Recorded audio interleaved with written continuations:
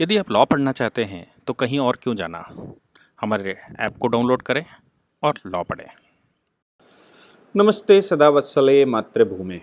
अभी कुछ दिन पहले ही एक अच्छी न्यूज़ भारत सरकार की तरफ से आई थी और मैंने उस न्यूज़ को, जिसको हम एफसीआरए रेगुलेशन कहते हैं, एफसीआरए रेगुलेशन में जो अमेंडमेंट आया था उसके विषय में हमने चर्चा की थी।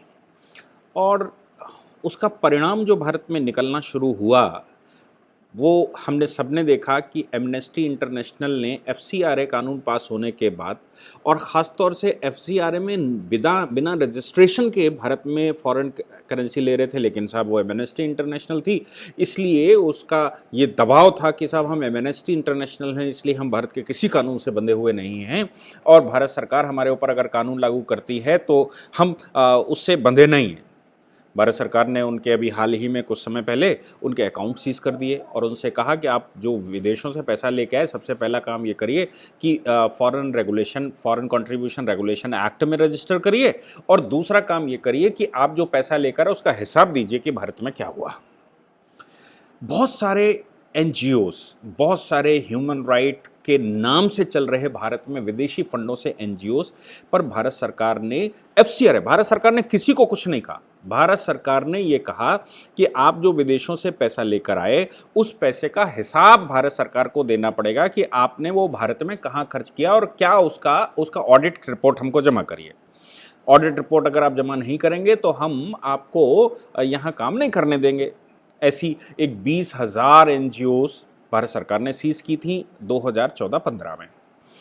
उसके बाद फिर एफसीआरए एक्ट में धीरे धीरे संशोधन करना शुरू किया, और एफसीआरए एक्ट में जो अभी फिलहाल होम मिनिस्ट्री ने संशोधन किया, उसने कहा कि जो भी आप विदेशों से फंड लेकर आते हैं, एफसीआरए का फंड लेकर आते हैं, वो फंड केवल एफसीआरए रजिस्टर्ड फर्मों को ही दे सकते हैं। ऐसा नहीं है आप ओपनली भारत में कहीं भी किसी भी मिशनरी को बांटते घूमेंगे, किसी भी देश के विरुद्ध काम करने वाली ऑर्गेनाइजेशन को बांटते घूमेंगे और मस्जिदों को बांटते घूमेंगे, चर्चों को बांटते घूमेंगे, और उसके बाद भारत में वो सब डिस्टर्ब करेंगे।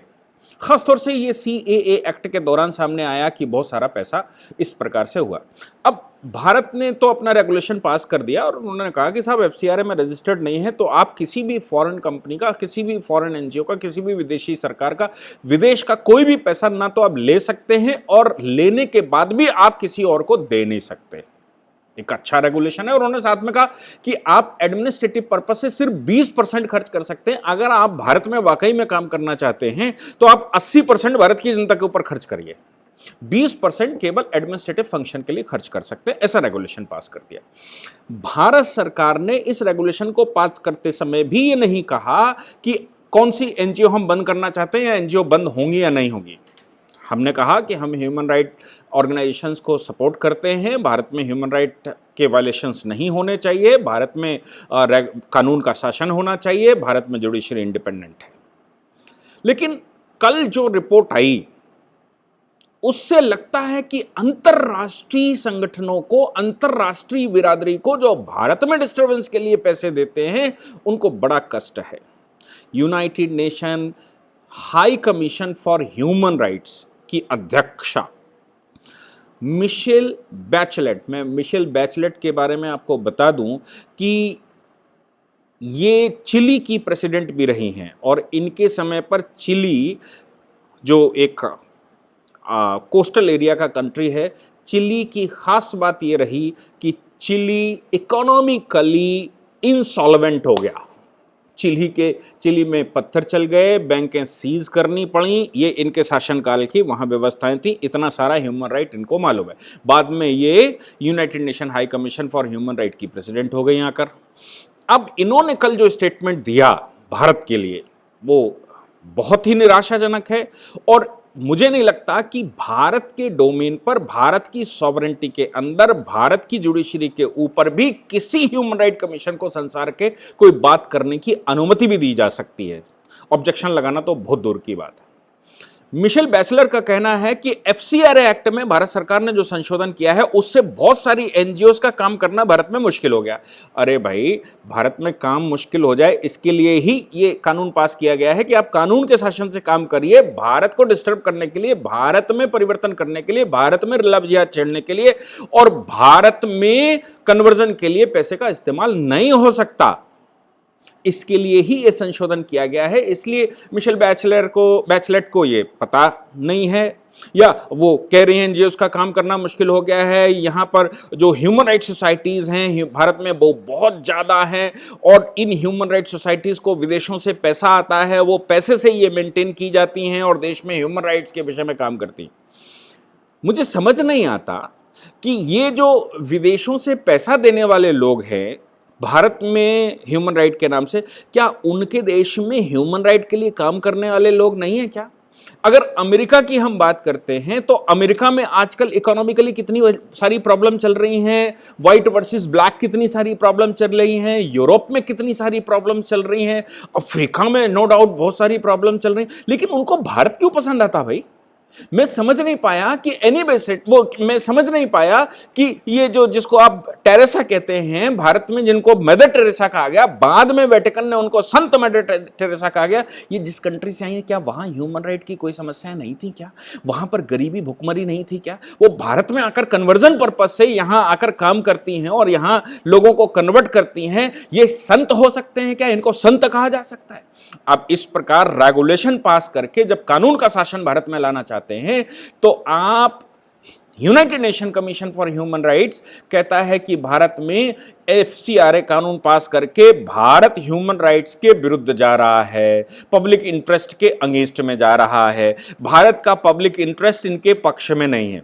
अभी मैं आपको पीछे भी ये सूचना दे चुका हूं कि मुझे बता दीजिए कि यूनाइटेड स्टेट ने अभी रिसेंटली स्टेटमेंट दिया, माइक पॉम्पियो ने, उन्होंने कहा बहुत अच्छा हुआ कि हम United Nations high commission for human right के सदस्य नहीं है, हमने उनकी सदस्यता छोड़ दी। जिस ह्यूमन राइट कमीशन में चीन और पाकिस्तान जैसे देश हों जिन्होंने ह्यूमन राइट वायलेशन के अलावा अपने जन्म के बाद कुछ देखा ही ना हो, जिन्होंने दसियों लाख लोगों को कैद करके रखा हो, जहां पर हजारों हजार लोगों के मर्डर हो जाते हो, जहां माइनॉरिटीज किसी हालत में सुरक्षित ना रहती हो, जहां रिलीजन की प्रैक्टिस करने की अनुमति ना हो, एक पार्टिकुलर रिलीजन को छोड़कर, एक पार्टिकुलर विचार को छोड़कर, इन कंट्रियों का ह्यूमन राइट कमीशन में सदस्य होने का मतलब है कि ये ह्यूमन राइट कमीशन बिल्कुल भ्रष्ट हो चुके हैं। इनमें अब कोई तथ्य नहीं रहा। परिणाम यह भी निकला कि अभी मैंने उस हाल ही में कहा, इजराइल ने office for high commission of human right, United nation high commission for human rights को तत्काल देश छोड़ने का आदेश दिया और उन्होंने कहा कि हम आपका वीजा किसी भी तरह से एक्सटेंड नहीं कर सकते और यहां पर किसी प्रकार का ऑफिस नहीं हो सकता, क्योंकि आप जब फिलिस्तीन की बात करते हैं, फिलिस्तीन के आतंकवादी इजराइल पर हमला करें तो कोई समस्या नहीं, लेकिन इजराइल अगर उसका बचाव करे, डिफेंस में मारे, तो बड़ी सारी समस्याएं। भारत में सीए, इनका श्रीमती जी का कहना भी है, इन्होंने अपने स्टेटमेंट में कहा कि चूंकि भारत में एनजीओस बहुत सारे सीएए प्रोटेस्ट के दौरान सीएए बिल के अगेंस्ट में प्रोटेस्ट कर रहे थे, इसलिए भारत सरकार ने ऐसी तस्वीर बनाई, इसलिए भारत सरकार ने इन पर एक्शन लेना शुरू किया। अरे भैया, भारत सरकार ने इन पर एक्शन लेना शुरू किया, क्या बुरा कर दिया मुझे बताइए कि आप सीएए का कानून, जो लैंडलेस लोग हैं, जिनको पाकिस्तान, अफगानिस्तान, बांग्लादेश में सताया गया, लजाया गया, उनके धर्म परिवर्तन करवाए गए, उनकी माताओं बहनों के साथ गलत किया गया, उनके घर द्वार छीन लिए गए, उनको इस हालत में कर दिया गया कि वो भोजन के लिए तरसते हैं, वो अपनी पूजा पाठ के लिए तरसते हैं, ऐसे लोगों को भारत सरकार ने भारत में भाग कराए, लोगों को जिनको 1947 में ही आ जाना चाहिए था, लेकिन नेहरू और लियाकत समझौता होने की वजह से वहां रुक गए और नेहरू आश्वासन ले भी लिया और दे भी दिया कि हम यहां पर माइनॉरिटी सुरक्षित रखेंगे और तुम वहां पर माइनॉरिटी सुरक्षित रखना, वो सुरक्षित नहीं रखी।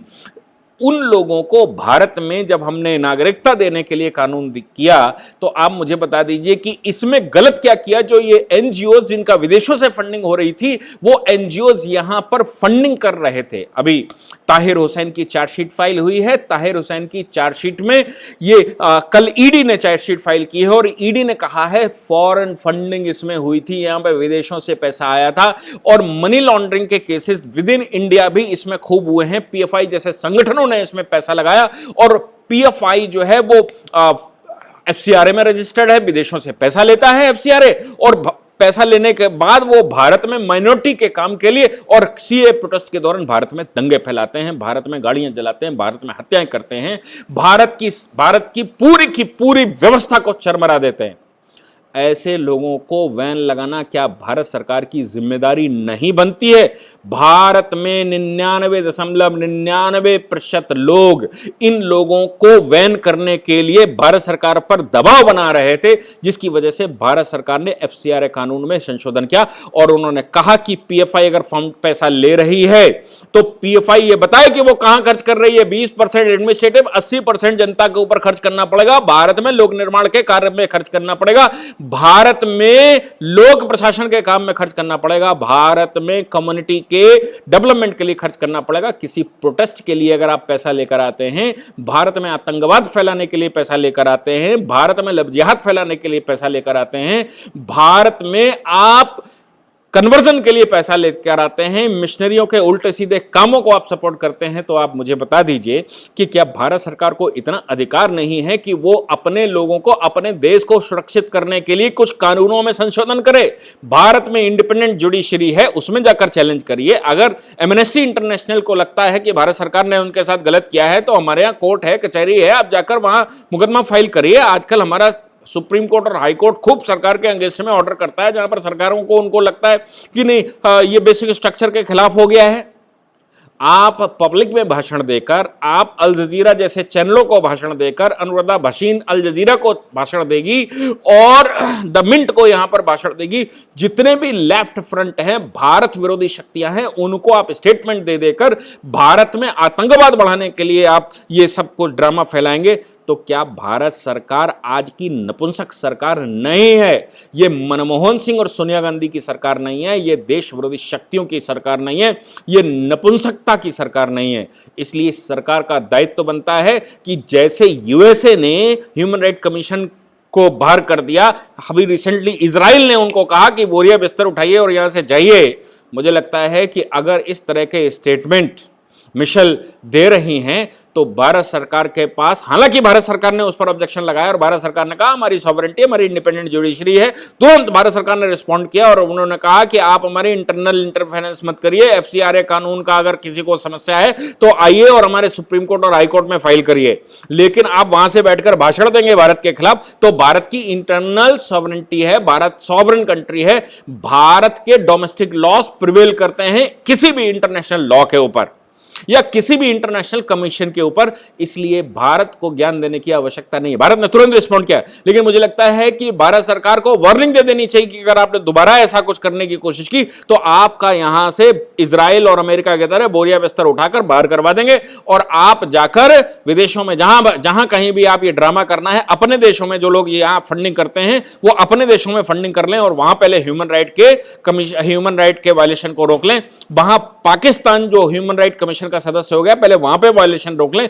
चाइना जो ह्यूमन राइट कमीशन का सदस्य हो गया, चाइना में वायलेशंस रोक लें। उसके बाद भारत को ज्ञान दें और भारत में ह्यूमन राइट के ये मामले बाद में उठा। में चीन फंडिंग करता है, पाकिस्तान फंडिंग करता है, ह्यूमन राइट के नाम से पीएफआई जैसे फाउंडेशन, लेफ्ट विंग जैसे फाउंडेशन को सपोर्ट करता है। तमाम तरह की वेबसाइटें यहां पर चलाई जाती हैं, तमाम तरह के डिजिटल मीडिया यहां पर चलाई जाती है, जिसमें आप ऊपर से पेमेंट करते हैं ह्यूमन राइट के नाम से और यहां हिंदुस्तान में अव्यवस्था फैलाने के लिए, बच्चों का माइंड डाइवर्ट करने के लिए, राष्ट्र के राष्ट्रीय लोगों को अराष्ट्रीय बनाने के लिए यहां पर खर्चे करते हैं। आपको शर्म नहीं आती कि भारत सरकार अगर इसको रोकना चाहती है तो ये ह्यूमन राइट के वायलेशन नहीं है, ये safeguard to the nation है। भारत की 99.99% लोगों के ह्यूमन राइट वायलेशन को रोकने की प्रक्रिया है, भारत को बचाने की प्रक्रिया है, भारत को क्लीन करने की प्रक्रिया है कि यहां पर लॉ एंड ऑर्डर का, यहां पर धर्म का शासन हो, अधर्म का शासन ना हो। यहां पर सनातन संस्कृति रही है, इस संस्कृति में कभी भी हमने कोई ह्यूमन राइट वायलेशन नहीं किया।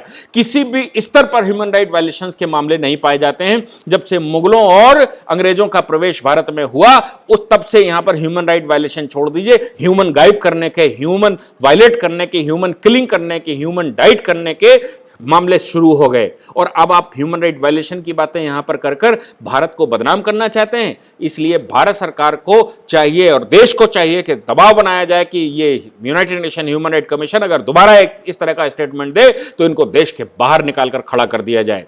ये ह्यूमन राइट का हमारे यहाँ वीमेंस ह्यूमन राइट कमीशन है, हमारे यहाँ नेशनल ह्यूमन राइट कमीशन है, हमारे यहाँ तमाम तरह के ह्यूमन राइट कमीशन काम करते हैं जो सरकारों के विरुद्ध रोज कुछ ना कुछ करते हैं। और उसके बाद आप कहते हैं कि एनजीओ का पैसा यहां पर लगेगा जो ह्यूमन राइट का वायलेशन ही करने के लिए लगेगा। आप ह्यूमन राइट वायलेशन को रोकने के नाम से ह्यूमन राइट वायलेशन करने के लिए पैसे विदेशों से लाते हैं। एफसीआर एक्ट कानून ने उनको सबको रोकने के लिए एक अच्छा कदम उठाया और भविष्य में आप ध्यान रखिए मोदी सरकार है ये भविष्य में भी नहीं छोड़ने वाली। इसलिए इस तरह के कमेंट्स पर भारत के प्रत्येक नागरिक को कमेंट करना चाहिए। मैं चाहता हूं कि इसी वीडियो के नीचे आप कमेंट करके लिखें ताकि विश्व के पटल पर यह बात पता लगे कि अब भारत वैसा भारत नहीं रहा है जो संसार की बात सुनेगा और आपके कहने पर, आपके इशारे पर चलने वाला है। भारत अब एक सॉवरेन कंट्री बन चुका है, प्रोग्रेस की तरफ चल दिया है। भारत ने सॉवरेनिटी को डाइल्यूट करने के कानूनों को बदलना शुरू कर दिया है, 370 जैसे कानूनों को बिल्कुल निस्तेनाबूद करना शुरू कर दिया है। अब वो भारत नहीं रहा जहां सॉवरेनिटी डाइल्यूट होती हो, जहां सॉवरेनिटी के ऊपर भारत कॉम्प्रोमाइज करता हो। आज का भारत कॉम्प्रोमाइज करने वाला भारत नहीं है। इसलिए आप सभी का दायित्व बनता है कि इस वीडियो के नीचे कमेंट लिखे कि आज ये जो एफसीआरए कानून है, ये कानून भारत में वैलिड कानून, इसकी और कड़ाई होनी चाहिए और विदेशी फंडिंग भारत में बिल्कुल बंद होनी चाहिए। जिसको भारत में काम करने की जरूरत है, भारत की आबादी 130 करोड़ है, इसमें ह्यूमन राइट का काम करने वाले कमाएं और कमाकर ह्यूमन राइट वायलेशन को सही करें। अगर उनको लगता है विदेशों से पैसा लेकर भारत में ह्यूमन राइट के वायलेशन करने के लिए भारत नहीं बना है, इन लोगों को भी निकाल कर बाहर कर दिया जाएगा। अगर इनकी नेशनलिटी नहीं तो इन लोगों को उठाकर अरब सागर में फेंक दिया जाएगा। हिंद महासागर इसलिए ही बना है, इसमें आपको बाहर का रास्ता दिखाया जाएगा। अगर भविष्य में आप ऐसा सोचते हैं तो मैं चाहता हूं कि आप सभी कमेंट करें। Thank you very much. इस पूरी ऑर्गेनाइजेशन को चलाने के लिए आप नीचे डिस्क्रिप्शन से हमारे ऐप को डाउनलोड कर सकते हैं, जिससे कि लॉ स्टूडेंट्स को, लॉयर्स को और आम आदमी जो लॉ जानना चाहता है वो पेड क्लासेस का लाभ ले सकता है।